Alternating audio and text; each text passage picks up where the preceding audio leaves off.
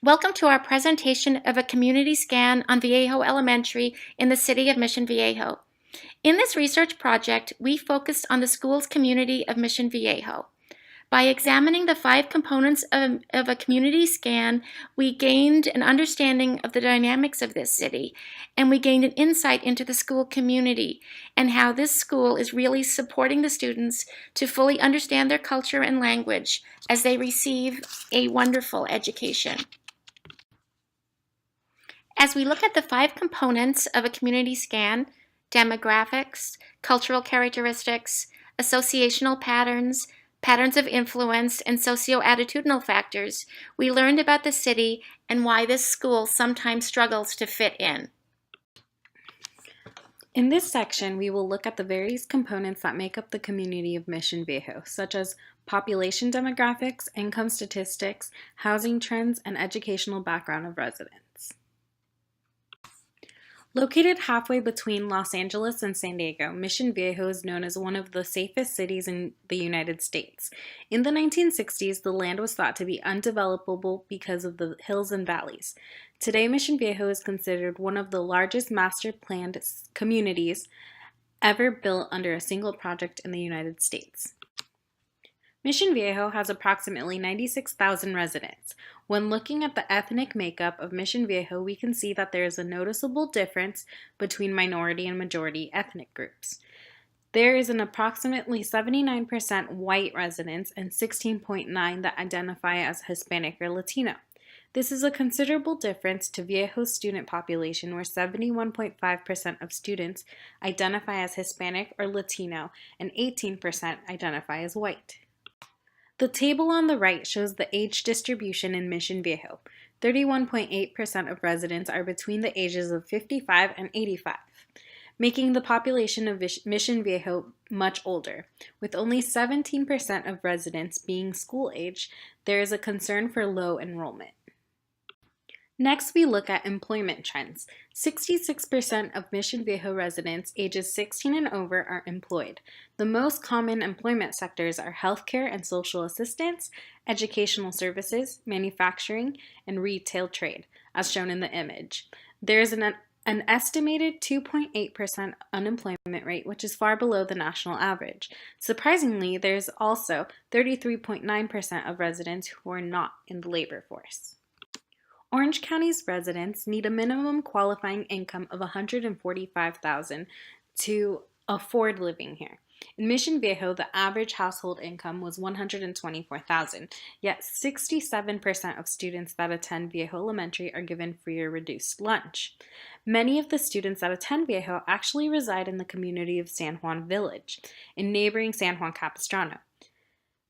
The median household income in the area of San Juan Village is approximately $47,000, which is far below the median income needed in Mission Viejo and Orange County. The most common type of home in Mission Viejo are detached single-family homes. 77.1% of homes are occupied by the current homeowner. The median property value in Mission Viejo is $608,000, which is 2.9 times larger than the national average. Due to the cost of living, many of the families that attend Viejo Elementary live in homes where they have to share with multiple families. This is an unfortunate reality, seeing as they live in an area with ample wealth. With socioeconomic changes, there has been an increase in English learners.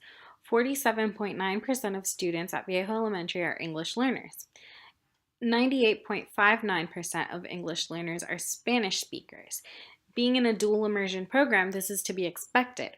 There are also several types of other ethnic groups represented in the school, as well as various types of students. Next, we will look at the cultural characteristics of Mission Viejo. Back in the 1970s, when this neighborhood was being developed, the school, Viejo Elementary, served the children in the neighborhood. And over the years, as children grew up, many of the original owners have stayed. There were insufficient students to fill the school. Answering a community and an educational need for multiculturalism, Viejo Elementary was converted to a dual language and immersion school. So we have a multicultural school in the middle of an English-speaking city. We have original owners still living there and disliking the traffic and noise that a non-neighborhood school brings. And we have some residents complaining about this diversity. There are many resources in Mission Viejo. There are 2 large hospitals that provide care and services to the community. Many employees send their children to Viejo Elementary because of the education that's offered, because the close proximity to work, and the after-school programs. There are over 40 beautiful parks and recreational services in this city. Here is an example of a walking park near the community. Mission Viejo has many parks, 3 golf courses, a private lake, a community center, an art center, and people have access to the YMCA. Mission Viejo has a beautiful state-of-the-art library that offers many services to students. Unfortunately, many Spanish-speaking students do not use these services. They instead take advantage of similar services that are offered in their language in their own community of San Juan Village. Mission Viejo has 2 public school districts, Saddleback Valley Unified and Capistrano Unified. There are charter schools and private schools offered to families who want something different. There is also Saddleback College within 2 miles of Viejo Elementary. Many neighborhood children who opt not to go to Viejo Elementary attend nearby Bathgate Elementary. After graduating from Viejo Elementary, students feed into New Hart Middle School, and they continue their dual language program there.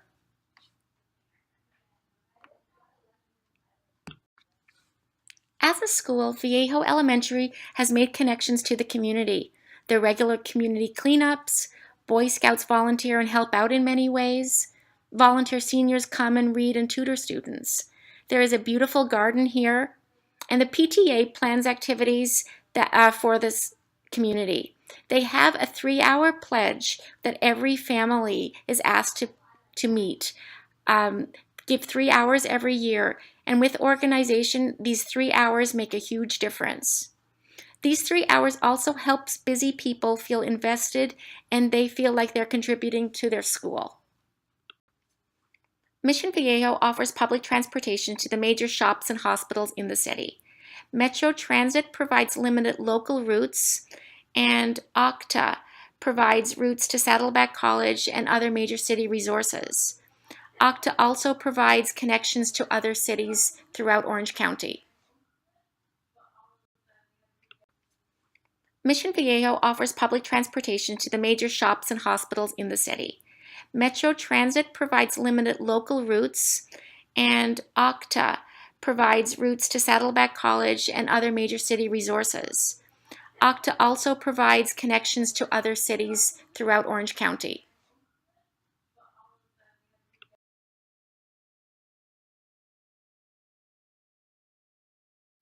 There are many religions in Mission Viejo, but the city has a predominant number of Christians, and they do many volunteer work to help Viejo. They do donations, they do community tutoring for 4th and 5th graders by retired teachers twice a week.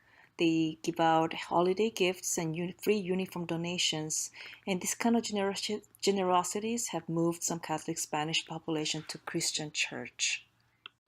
There are many associational patterns in difference of age. Older population in this community seem to be majority white families that do not welcome the diversity that much, that the kind of diversity that Viejo School brings. Meanwhile, the newer, younger population seem to be more of a mixed race or have interracial marriages and look for a diverse cultural education for their kids by moving near the dual immersion school. Within the school community, the English-only family and English learners family have a different pattern with age. The English-only parents are older with white-collar jobs and with higher education, while many of the EL parents they are younger parents holding more of a blue-collar jobs and with a lower educational levels and less of expectation or not knowing the expectation of the children's education. The shopping patterns also seem to be a bit different. English-only families seem to shop within the town's grocery stores, while EL families like to travel about 20 miles north of Santa Ana to shop in Latino grocery stores. One common place of shopping for both cultures seems to be Costco. Regardless of the types of jobs, both cultures, the EOs and ELs, seems to use the school after school program that the Viejo Elementary School offers. The only difference is the type of the program that the children attend based on socioeconomics. A lot of EO students tend to be in educational after school program that are a bit more pricey and more Lego classes, engineering classes, decoding classes, while the EL students tend to stay in the lower priced or cheaper program like the Baile Folklorico or ACES program. With the help of the school's communicational methods, different methods and different programs to invite EL families to get more involved, there's definitely a lot more educational voice coming from the Latino families. These families are definitely becoming stronger advocates for the educational rights for their children here at Viejo. The city community leaders are also having a big role by supporting and promoting the dual immersion program and the cultural diversity education at Viejo. Recent Latino immigrants have been coming to Viejo looking for aid that the school provides if there's any space for their children. Viejo has been a place that brings acceptance and care for these immigrants who might be coming as refugees or political asylums. Other English-only schools have also sent Latino immigrants because they know that our school like us, Viejo, can really help these families to feel more at home.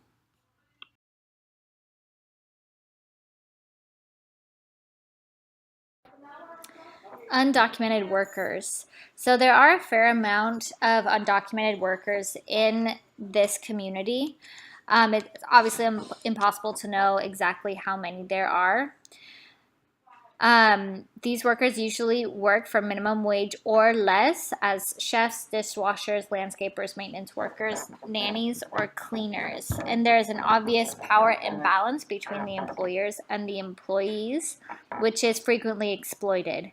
Many recent immigrants, whether undocumented or not, are unfamiliar with their right. And for those that are undocumented, there is a constant fear of deportation. Which inhibits them from advocating for their own rights.